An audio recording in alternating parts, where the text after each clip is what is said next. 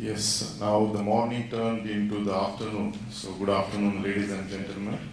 Uh, Actually, I have been given the big topics with a short time.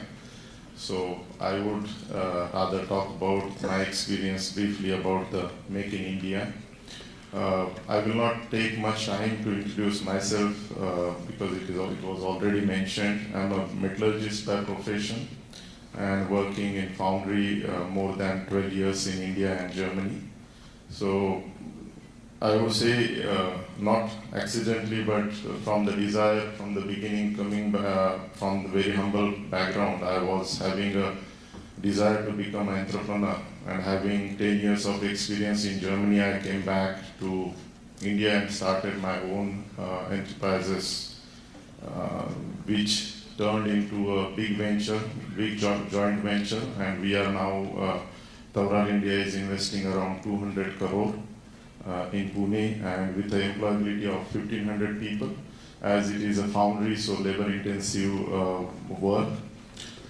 I would say that Make in India and Make in Maharashtra has started for me in Hanover exhibition when I was part of the delegation, along with the Honorable Chief Minister, Industry Minister was there. And our Honorable Prime Minister, he has inaugurated first time Make in India mission in abroad. Actually, I have worked for some of the companies to bring from Germany to India on the basis of the trust and long-term relationship, because as you know that Mr. Shailendra will agree and Mr. Banerjee, as they lived in Germany, all of us, we know that to bring the German company to India along with the partnership, it is very difficult thing because of their trust will be very difficult to earn. So for me, even I started with a joint venture partnership with a German partner with a small investment of 80 lakh rupees, capital investment of 80 lakh rupees, and we were doing 4 years of good 2 to 3 crore turnover, especially for the exports, exporting aluminum casting. Again, Germans will say that half of the casting we can sell back to India because of the quality issue. So let me tell you, ladies and gentlemen, we have exported 3 to 4 years of good casting to Germany and England. So I will talk more about the how Germany works in the SME sector, which is commonly called as the German Mittelstand. So I will give you some brief insight about the German Mittelstand.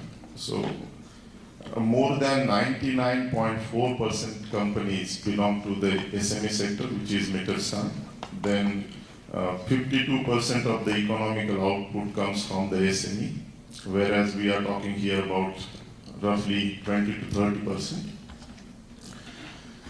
60% of the employee or 60% of the population is working in the Mittelstand, whereas we are talking about roughly 20-25%. In figures, around 15.5 million people are working for the Mittelstand, and here in India we are talking about 60 million, whereas our population is much higher. One more thing which is very important for me, and as I have talked with Mr. Kumar as well, Raju Kumarji, innovation and apprenticeship. So 54% of the innovation is coming from the German Mittelstand, SME sector. And 4/5 of the trainees and apprenticeship is happening in the SME sector, which will keep the low unemployment. And here we are lacking behind. I don't have the figures, so maybe Mr. Saunke can help me in the future and we can talk about this topic, that innovation and apprenticeship, how many percentage we are having. As Dr. Kumar has mentioned, maybe because of the labor department and labor ministry, other issues, this very important and key factor of the SME sector is lacking behind. So I will go a bit faster now to talk about the innovation, how it happens, and what is the statistic about the Germany.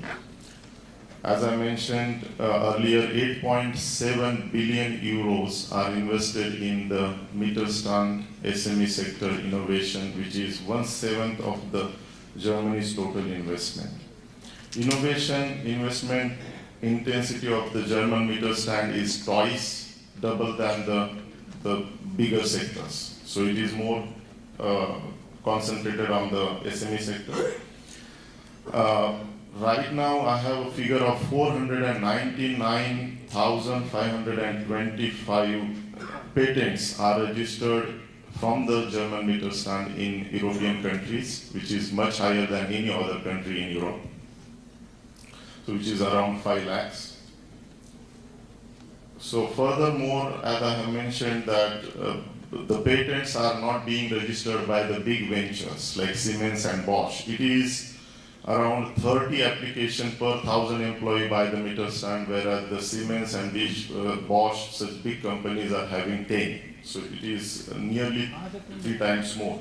I have a very classical example of the company called PWM, world leading manufacturing of the price sign used for the gas stations. Led by the 7th generation, so you can imagine around more than 170 years old company. They have introduced after 25 years of manufacturing very good innovation, which has actually given a significant effect in the market, that they have introduced in 1984 to create a price sign for the gas stations market that enabled electronics input of up-to-date price information. So in 1984, so such a small company with 100 employees but giving such a big innovation. So second topic was apprenticeship. As I mentioned, the 85%, 4/5 of the German apprenticeship is coming from the SME sector only. How it works, that is more important. At the age of the 10 years student, they will decide for the 3 verticals. One is actually academic high school, which will lead you to the university level and research level. Second is occasional training, which will lead you more practical knowledge, like Polytechnic and ITI. And there is a third, which is in between of both of them. So they can choose maybe at a later stage, okay, I want to go more for the research or academic, then the student can change it. So this is a fantastic method of education from the beginning at the age of 10 years.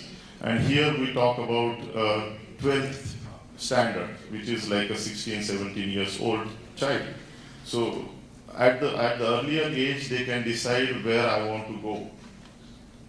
So as I said, apprenticeship, we are talking about ITRs here. The subjects are around, let's say, 20-25 subjects are there. And I will tell you one big figure, that is 360 apprenticeship courses are existing in Germany. This is something, a big strength for them. Yes. Okay, so finally, I would say that apprenticeship and innovation will be a key challenge for our SMEs to grow in future. So I really appreciate and thank you SME Chamber of India and Mr. Saunke for giving us time and giving me the opportunity to talk about my experience in Germany. Thank you very much.